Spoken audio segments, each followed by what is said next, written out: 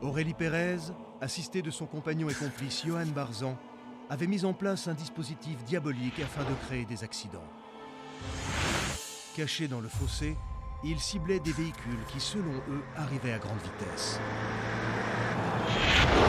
Toute de blanc vêtue, Aurélie Pérez apparaissait subitement à l'approche des véhicules, en faisant semblant de se précipiter sur la route. L'accident est alors inévitable. Ce qui est fou et monstrueux, c'est que malgré le nombre de morts qu'a causé leur horrible petit jeu, ni elle, ni son copain n'ont jamais voulu arrêter, se rendant responsables de plus d'une dizaine de morts. Et quand on y pense, ça glace le sang. Les deux autres éléments troublants que nous n'avions toujours pas expliqués, c'est le corps d'Antoine Courtin, retrouvé à plus de 30 mètres du véhicule, et les traces d'ADN d'Aurélie Pérez sur la poignée arrière de la voiture. Robert Brunel demande alors précisément à Aurélie Pérez le déroulé exact de ce 15 août 2004. Le moins que l'on puisse dire, c'est que les aveux de la jeune fille sont absolument effroyables. À la fin de l'interrogatoire, j'étais seul avec elle dans la pièce. Je l'ai mise en confiance.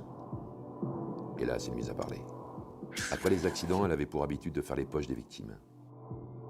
Lorsqu'elle s'est introduite dans la voiture après l'accident, elle s'est fait une entaille à la main gauche avec un bris de verre. C'est d'ailleurs à ce moment-là qu'elle a laissé du sang sur la banquette arrière de la voiture et quelques mèches de cheveux. Ensuite, elle et son ami sont repartis sur la route pour rejoindre leur véhicule qui était garé sur un chemin forestier de l'autre côté. On m'a dit après ce qui nous était arrivé. Mes deux potes, ils sont morts sur le coup.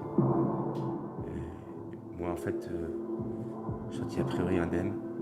Et je me suis relevé, je suis retourné sur la route.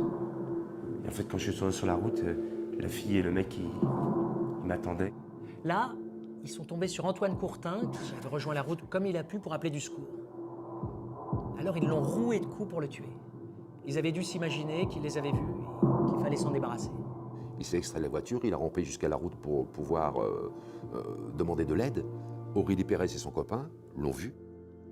Ils l'ont pratiquement massacré de 16 coups. De 16 coups. Ils ne l'ont pas tué, mais ils l'ont laissé pour mort.